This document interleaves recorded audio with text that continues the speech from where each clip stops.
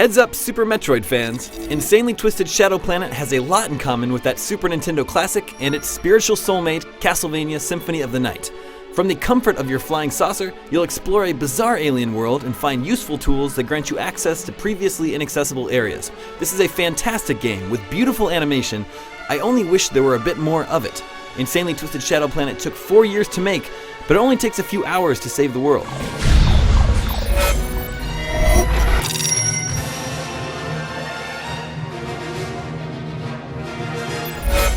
A dark, malevolent planet has invaded your solar system and taken control of the core of your world. As the lone survivor of your alien race, it is up to you to fly into the heart of the parasite and send it packing. This Insanely Twisted Shadow Planet is brought to life by terrific animation. As I explored my surroundings, I loved gazing off into the distance behind my ship to admire the detail and subtlety. This is a truly alien world, devoid of anything remotely human. The sound design is also incredible, from the low-frequency moans of the giant bosses to the sci-fi bleeps and bloops of your ship upgrades.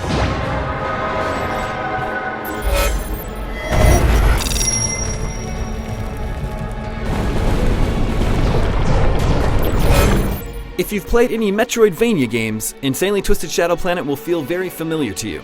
There is a large map for you to survey, and you'll do a fair amount of backtracking as you upgrade your ship with gear that will open up what were previously dead ends. A claw arm will allow you to pick up rocks that might be blocking your path, for instance. Combat punctuates the exploration, including some memorable boss fights. Insanely Twisted Shadow Planet is, unfortunately, one of the shorter games I've played this year, and the pacing is a little off.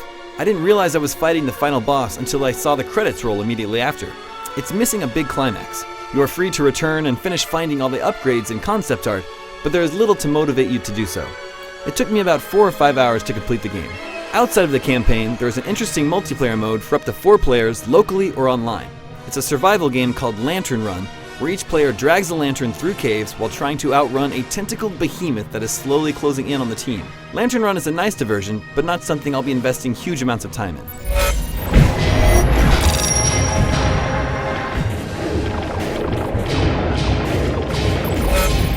Insanely Twisted Shadow Planet leaves you wanting more.